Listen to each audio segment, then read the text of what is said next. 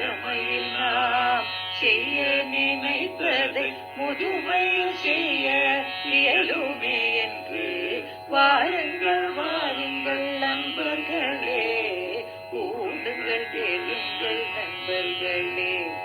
கூவைவானே ஒன்றாய் கூடி சிந்திப்போம், கேட்போம், மகிழ்வோம். சிந்திப்போம், கேட்போம், மகிழ்வோம். This podcast is brought to you as a joint initiative between Anubhav, the National Institute of Social Defense, Ministry of Social Justice and Empowerment, and Media for Community Foundation. Project coordinators Dr. R. Sridhar and Alok Verma. Radio coordinators Pooja Murada, Kaushalya and Sai Sudha. Producers covaicare Retirement Communities. If you are a senior citizen and need help, contact our Elder Helpline 14567 between 8 a.m. and 8 p.m. We promise to help you lead a better life. I repeat, 14567 between 8 a.m. and 8 p.m.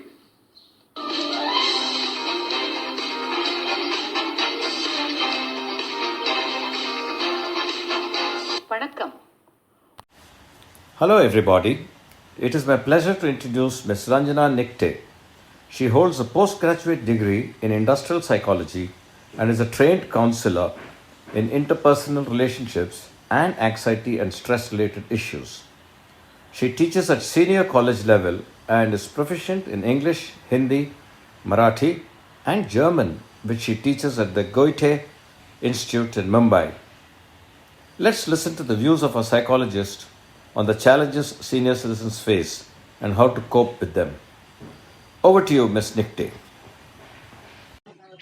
Hello, my name is Ranjana, and a big hello to all of you from me. When I was asked to do a podcast for a senior citizens community, I wondered what I could say to people who have seen more of life than I have. But then I thought, as a psychologist, I could put forth how psychology views this stage of life, what, according to psychology, are the challenges senior citizens face, and how they can overcome them.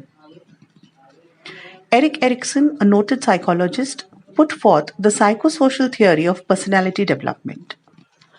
According to this theory, a human being goes through 8 stages of development. Every stage presents a conflict, and if a person can resolve this conflict successfully, they learn adaptive behaviors that lead to their psychological well-being. The last stage of human development, which starts at about 65 years of age, is known as integrity versus despair. This is a stage when people have retired and have discharged most of their family responsibilities. They might have faced loss of near and dear ones, are probably suffering from illnesses, and have the feeling of standing at the edge of the society where they have more time and less responsibilities. Thus, a stage which brings major changes and challenges in life. According to Erikson, during this stage, people reflect back on their life and come away either with a sense of contentment, if they think that they have had a meaningful life, or if they feel that their life has been misspent, it results in feelings of disappointment, bitterness, guilt, and other negative emotions. The definition of a meaningful life, of course, varies from person to person. Taken in the Indian context, we have 2 parameters against which we measure the success of our life. One is the success in our profession, and the second is how successfully we have performed the roles in our lives. So I would find my life meaningful if I think of myself as a good parent, as a good son or daughter, as a good partner, and so on and so forth. These roles are extremely well defined, and the definitions entail the exact responsibilities, duties, and the benefits of these roles. Some of these criteria, of course, have become flexible over a period of time. For instance, the generation of my parents, that is the people in the age group of 75 plus, have dealt successfully with the stringent criteria of these roles and also with the redefining of these roles. So they have taken responsibility of their parents and have also given freedom and space to their children so that their children can live abroad, pursue their own dreams without being burdened with the responsibility of their parents. People in this age group, as we now see in these senior citizen communities, have planned their future and have learned to adapt themselves to the fact that they will have to take care of themselves in old age. But this is still rare in India. Most of the people still believe in a multi-generational family, whereby the prerequisite of good relationships is sacrifice, and are therefore forced to perform a balancing act on so tight a rope that the smallest distraction could lead to a sense of failure. So women who have been able to have a career and have looked after their children well and have been dutiful wives and daughters-in-law are the epitome of success in our society. Sons who have given up opportunities in order to take care of their parents are highly praised. And as these sacrifices increase, so also increase the expectations. Therefore, in this stage of life where things change drastically on every front, where there is a definite sense of mortality, where the power dynamics in family are changing, most of the people find themselves looking back on life and assessing whether they have performed their duties and whether the next generation is fulfilling their expectations. With increased mobility, with new opportunities, and overall with changing times, children, however, are not in a position to stick to old family structures and cannot really fulfill all the expectations of their parents. This leads to a strong sense of betrayal and discontent. As said before, this is also a stage characterized by loss of spouse, friends, acquaintances. This loss triggers a sense of fear about one's own mortality, anxiety about the future regarding physical and mental fitness, and many a times a strong sense of guilt. For instance, husbands who have lost their wives suffer a strong sense of guilt of not having done enough for their partners. One might say, isn't it natural to have such feelings? Isn't guilt a sign of having a conscience? Isn't it a sign of love? And yes, these emotions are natural. But if we allow these emotions to fester, they are of no help to us. According to psychology, the sense of betrayal, anxiety, and guilt are strong emotions but which are debilitating for us because they hamper us from living a fulfilling life. So parents suffering from a sense of betrayal cannot maintain a happy relationship with their children. They forego the joy of spending time with their grandchildren. Their sense of disappointment leads to bitterness and prevents them from forging new relationships. Similarly, people who are burdened with guilt suffer social isolation because they shut themselves off from others. They shy away from new experiences, and guilt dulls all the happy memories, which can actually be a strong life force at this stage of life. So, what can be done? The key to dealing with these negative emotions and moving towards a sense of fulfillment is acceptance.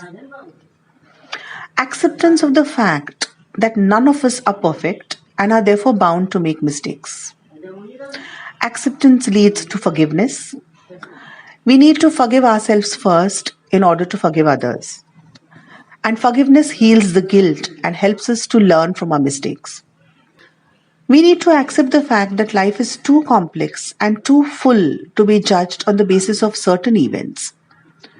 So the fact that children move away or that children have not fulfilled all our expectations does not make the entire relationship and the time spent with each other meaningless.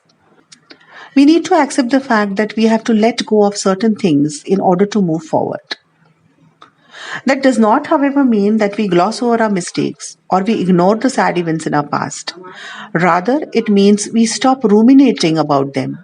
We stop blaming ourselves and others and accept these things as a part of life and let go of negative emotions.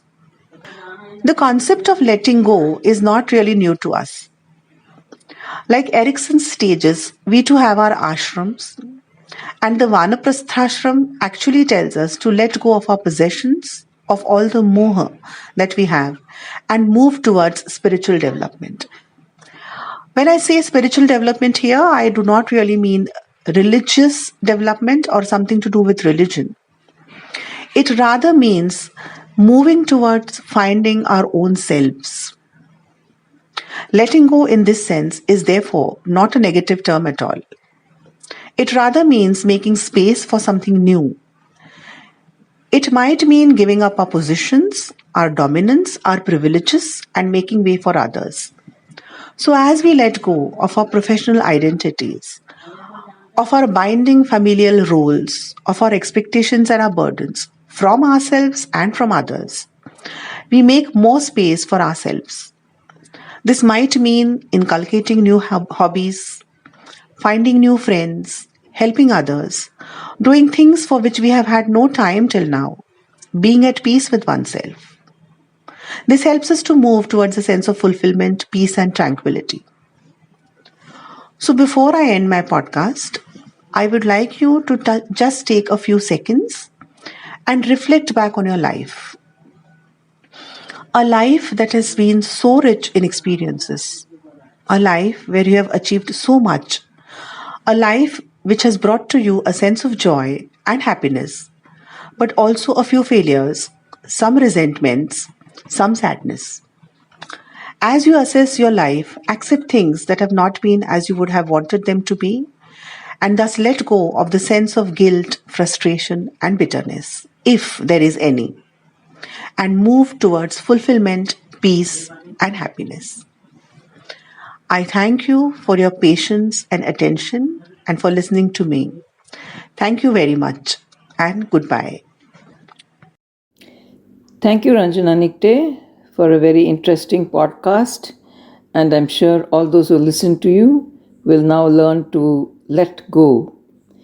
Thank you once again. And on behalf of Koevani, here's Revati Bhaskar signing off.